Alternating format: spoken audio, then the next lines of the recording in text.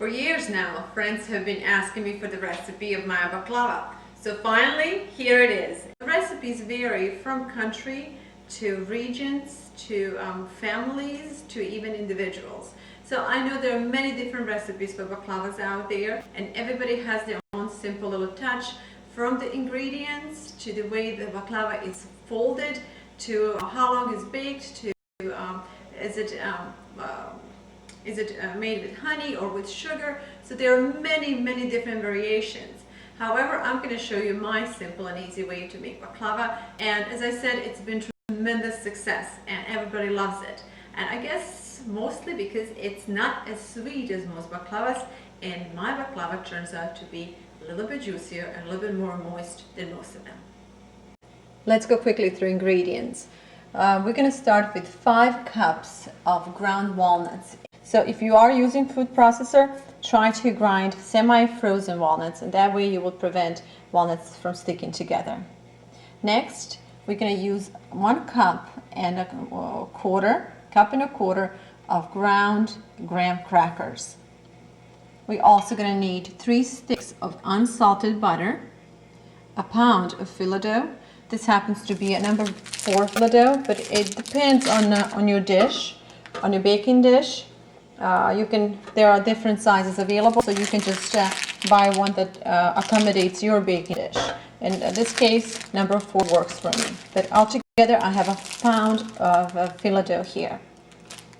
We're going to need some lemon and sugar and some honey.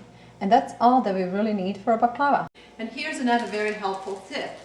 Do not open your phyllo dough package until you are ready to start with actual making of the baklava, because phyllo dough is extremely thin and it will take merely minutes for the dough to dry completely, and pretty much it will be unmanageable at that point to baklava. So the first step is to combine 5 cups of ground walnuts with the 1 1/4 cup of ground graham crackers, and just mix it with your fingers. If you're wondering why graham crackers in a baklava, well, making baklava for years, I realized that biggest problem for baklava was that it's not moist enough. At least it wasn't for me. So I started incorporating a little bit of graham crackers, and as you see, I'm incorporating a whole cup and a quarter of graham crackers on 5 cups of walnuts. So as you know, walnuts doesn't have great properties to retain moisture. On the other hand, graham crackers are ideal for that. And as you all know, graham crackers taste delicious, so they in a way enhance the flavor of baklava as well. But their main purpose is to retain moisture in baklava, keep it nice and juicy. Walnuts and graham crackers are really well mixed in. We're going to go ahead and open up a phyllo dough. It's looking nice. Okay, and now let's start layering it. Here's the first sheet. My little baking pan is just about the right size for this long sheet to be folded. This is approximately the size, so I'm going to go ahead with three of these sheets, phyllo dough sheets on the bottom. And now I'm going to sprinkle some walnuts. I'm going to put a piece of walnuts in here. I'm going to leave it behind. Okay, and now we're going to lay 2 more layers, and in between every 2 layers, we're going to sprinkle some more walnuts.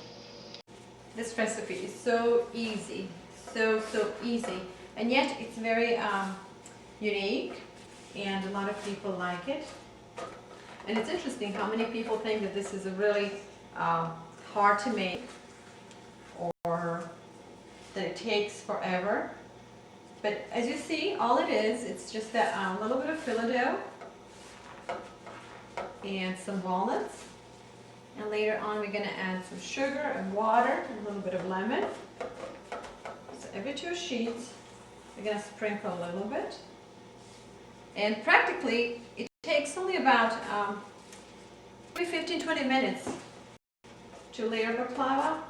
It takes another half an hour to bake. And while it bakes, we can make a syrup for it, and then we're done.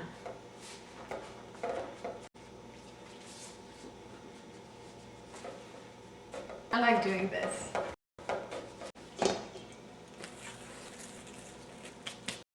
Here goes the next one, and we're gonna work fairly fast because we don't want our dough to get dried out. Okay, here's another one.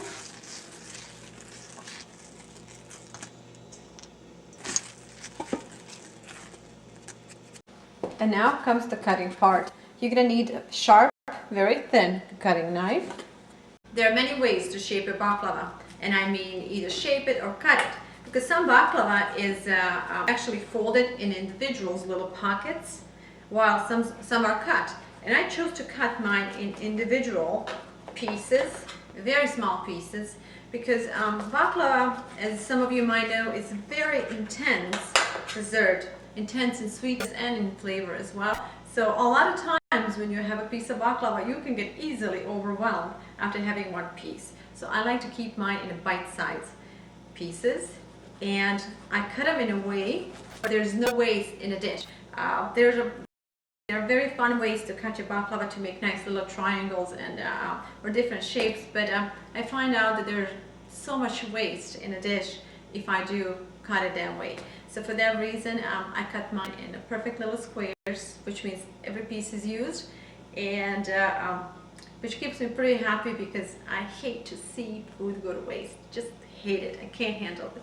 So the reason I'm cutting it this way is to prevent waste and to keep baklava in small bite sizes, so it will taste even better.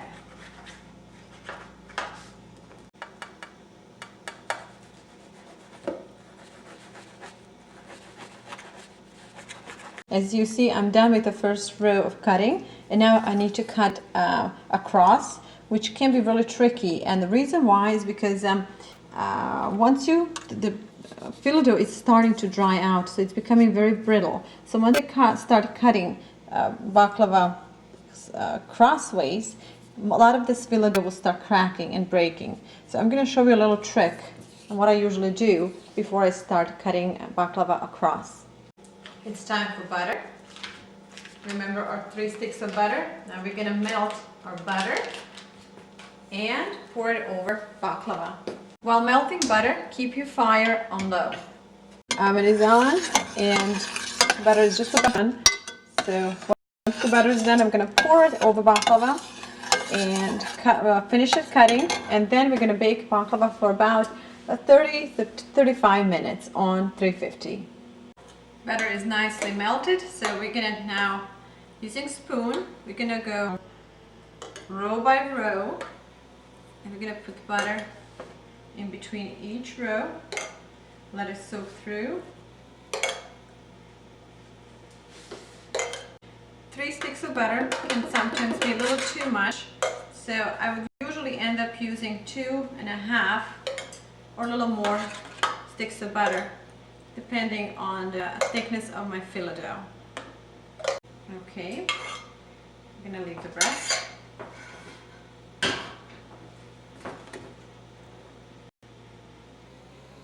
So the most of the butter is soaked in. Now we're gonna start cutting it across, and as you see, I'm starting with the middle first.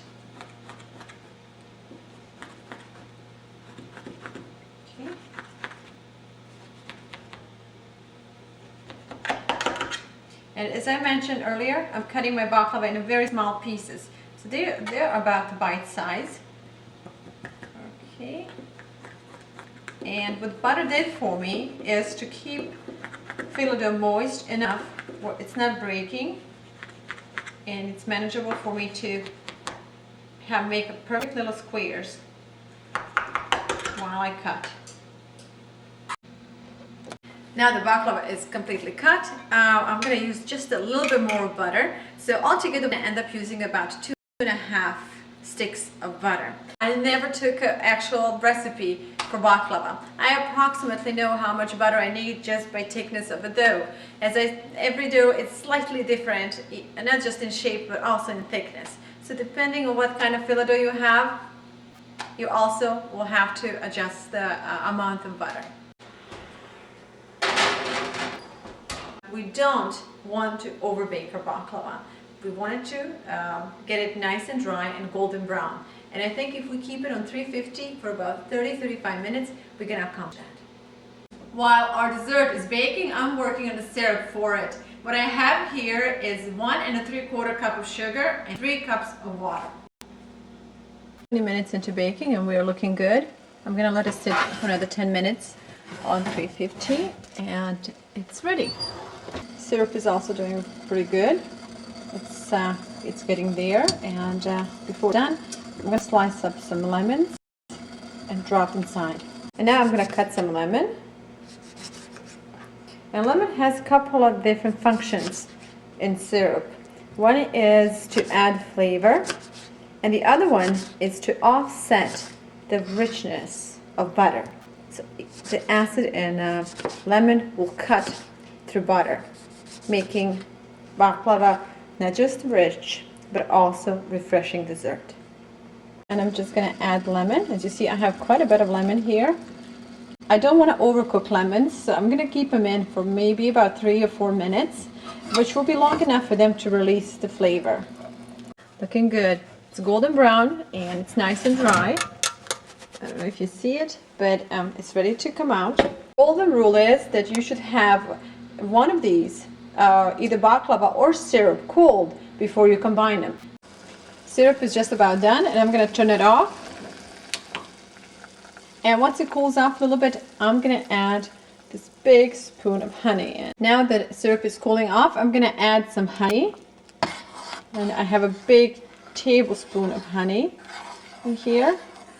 And now that our baklava is cool, I'm going to pour syrup over it. And if you have noticed, I have used a tablespoon of honey. However, my honey is granulated, which means you would need about 2 to 3 tablespoons of a soft or liquid honey. I promise you, this bite-sized baklava will make you a star on your next party. If you have any additional questions regarding this recipe, please write to me. I'll be glad to answer them all. Write to me at healthykids@cookingandkids.info. With baklava mystery finally being solved, I hope that you too will feel comfortable and proud to serve this wonderful dessert to your company on the next party.